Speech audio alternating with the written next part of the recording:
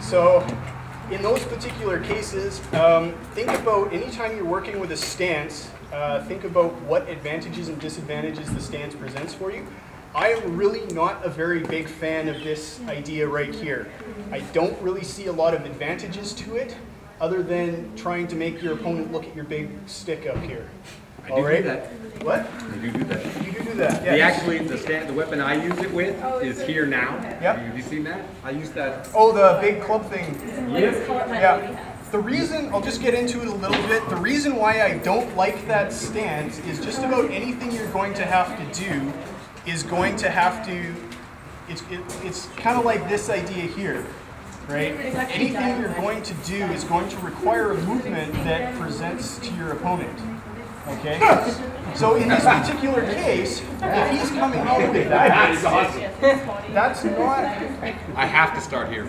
Unless I'm fighting a glaive, I can't get any of the quick motions. No. This whole thing is about body impact. Yes. And a very strong one. Right. So this here, and even what he's doing here, is better than the standard stance. The standard stance is like out like this. He's at least, because of the length of his handle, he's been able to reach it up, which gives him more than just one option. Oh yeah, I got tons of options.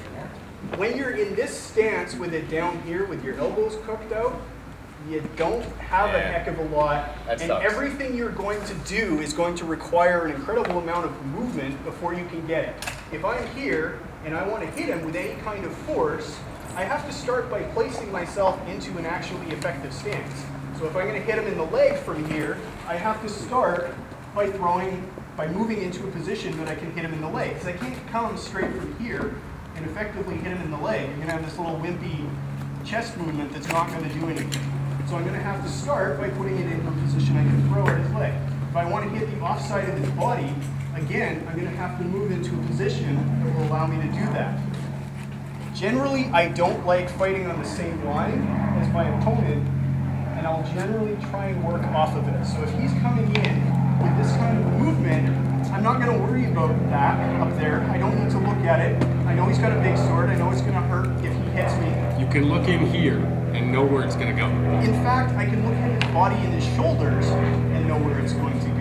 Okay? Well, think about if I'm disfocused on this entire thing, not even looking at your belt or anything, as you start to move, wherever you're going to, okay, because of the broad stance that you have here, it's going to start to project in the rest of your body. Okay? So don't worry about that up there. It's almost not consequential to me. So as the shot starts to come in from here, I can react to where it is. And what is the first thing we learned? Anytime you have the sword in your keons, you have a shot somewhere. Just like I do. Yes. Now, keep in mind, if you're fighting another bastard sword, you need to work off of this. Two bastard swords fighting, if it's done well, is going to be a pretty interesting fight to watch. I love getting Koro with this, which is crossed keons. So because from here, I can actually lever this with the kind of leverage I've got right here that will bury your helmet in your neck. And what he will get is a bang on my head. Yes. So, right, so watch out for that. Anytime you work, now this is going to apply a lot, this kind of thing is going to be quite similar to fighting against a spearman. Okay? When that is in there, you need to look at what your opponent's leverage advantage is and try and think of how you're going to move in and out of that advantage. So, as in this kind of a case, if he strikes in on that, I am not going to do anything at this point. I'm not even going to stay in this point. The first thing I'm going to do is move in or out of it. So as the movement comes in, I'm going to step up and over, and I'm not going to stay in a position that is going to allow me that kind of disadvantage. It might seem a little bit counterintuitive to move farther away from a spearman or somebody with this kind of sword. What you're looking for is the kind of position where it's going to take them a little bit of a recoil in order to make that thrust or something. Okay? If you use that like a spear for a minute, when that comes in, if I get it locked here, or I throw that shot and I need to withdraw, I want to withdraw into a position where if he's going to come back with another thrust, he actually has to rotate his body into an awkward way, right? So you don't want to be in a position where he's got a really nice spear thrust on you, and getting locked up in this kind of a position can be a real disadvantage because he's got a huge leverage advantage to you. So if you can get into a position where if he wants to thrust me now, he can't just do it easily. He has to come into a fairly awkward position, change his grip, rotate his body, move his feet, something like that, okay? Generally, a less experienced spearman will try it, and it presents all kinds of opportunities. As soon as he starts to withdraw, if you can follow his sword down, if he's coming in from here to try and thrust, this is where your footwork and your stance is going to come into play. If I can move it in a bit and get him into this position where he has to rotate himself out, you can operate in an opposite manner to what he's doing. He's trying to rotate enough to get a thrust into my helmet. If I can rotate around him in the opposite direction, that's going to be awkward for him. The other advantage I find of bastard swords against this kind of great sword is that he, at some point during our fight, can reach up, grab my weapon, and then he can actually cut me. There's never been a time I've been able to swing this one-handed.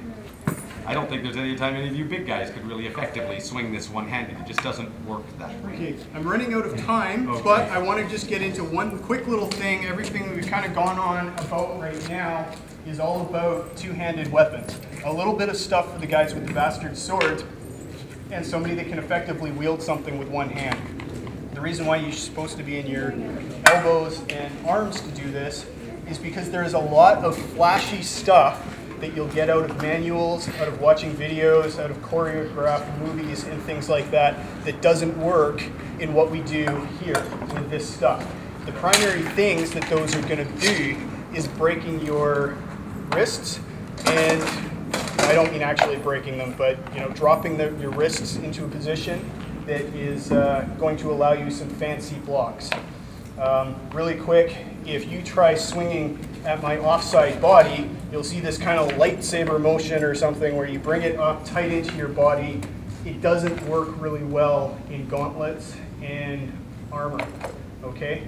Those sorts of things you really need to get through your head on discarding the movement without discarding the concept of what it's trying to do, okay? In this kind of a movement, when he's throwing that shot at my head, if I can come in a way that is going to allow me more movement on my wrist, if I come over here for this block, it is effectively the same thing. I don't have to be in this weird little position back here that's just going to let me get tied up or something like that. Don't practice those movements with these swords. They're not going to do anything for you. If you're going to practice that kind of offside block, make sure you practice it in a way that it's out there, that it allows for good movement. These are bastard swords. They are not two-handed swords. You should be able to effectively wield them with one hand. Anytime you feel your gauntlets or your hand position is restricting what you are doing, just let go, okay? If I'm going to throw this shot at him and I'm going to come around my body to do so, there's no reason why I have to keep both hands on my body to do so. Or on my sword. He's going to throw that shot around at my head. I don't have to awkwardly try and stick my arm way up in the air or anything like this. I can do it all mid-step as I come around. It can just simply make that block, and I can pick up my sword on the other side. Anytime it feels awkward to keep both hands on your weapon, don't do it, okay? Put yourself in a position where you can just grab it and put it in for the final leg of the movement, okay? So in that kind of a case, if you're trying to come way around or something like that, it's going to be a really awkward movement if you need to do that. Primarily what you might need to do that is if your opponent beat you out and you missed, right? If you throw in that movement and you try and come around, and it's this big twisting of your motion to come around, it's going to be much slower and much more awkward. You can swing around and bring everything still right in front of you, it's going to be a much faster movement. Okay? As the shot comes around, it rotates in one hand, I just pick it up on the other side to complete the shot. Okay? It has to be right back there. Your hand still follows it around as best it can, and just pick it up on the other side. Okay? So that movement, instead of being that near miss, or that miss, where you kind of overextend yourself and put yourself at your mercy of your opponent, just keep going right around, and you can wind up with a very speedy shot